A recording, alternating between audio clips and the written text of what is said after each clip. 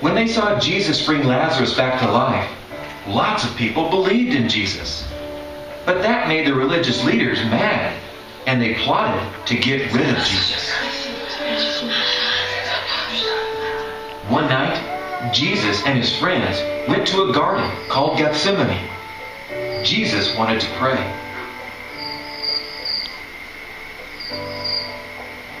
Jesus told his friends to wait while he prayed to his Father. Just then, they heard a loud noise, the sound of marching footsteps. Someone was coming. Soldiers came to arrest Jesus, even though he had never done anything wrong. Judas, the traitor, pointed him out. They took Jesus to the house of the high priest. They had a fake trial in the middle of the night, and they said Jesus was guilty.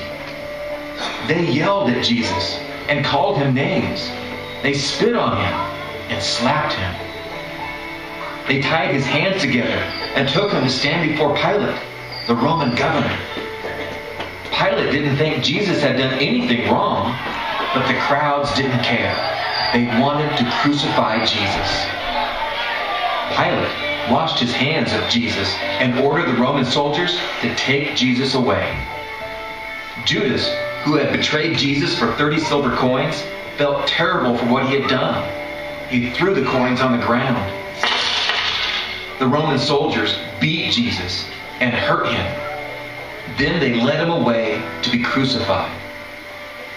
But no matter what people did to him, Jesus still trusted God. We can trust God too. Stop. Hold everything. This story isn't over yet.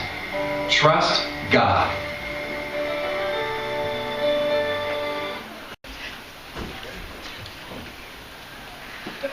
Those who trust in the Lord.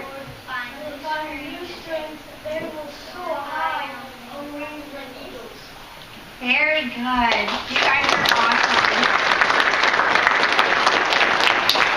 Okay, we're going to go right into day 4. Who is our Bible buddy on day 4?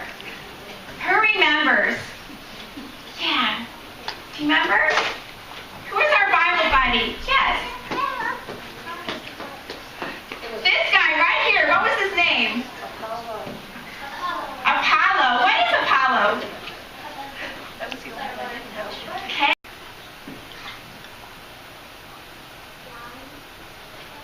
You guys remember this one?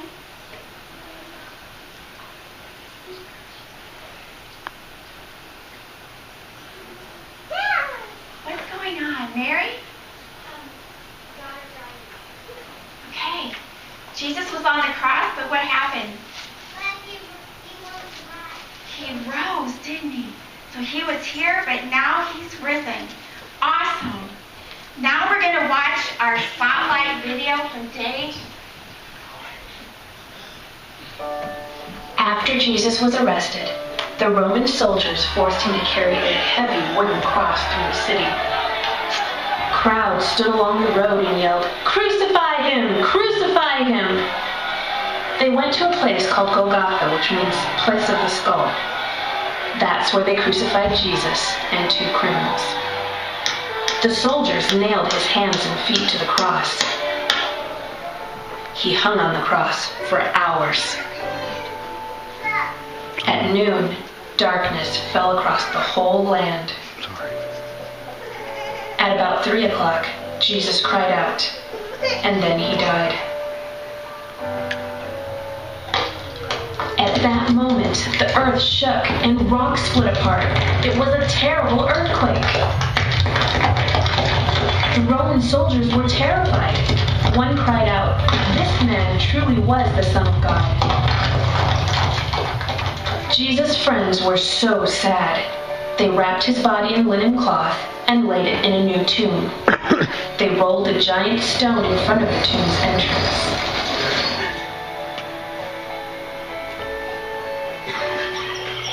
Early on Sunday morning, as the new day was dawning, a few women went to visit the tomb. When they got there, suddenly there was another earthquake. An angel of the Lord had come down and rolled away the big stone.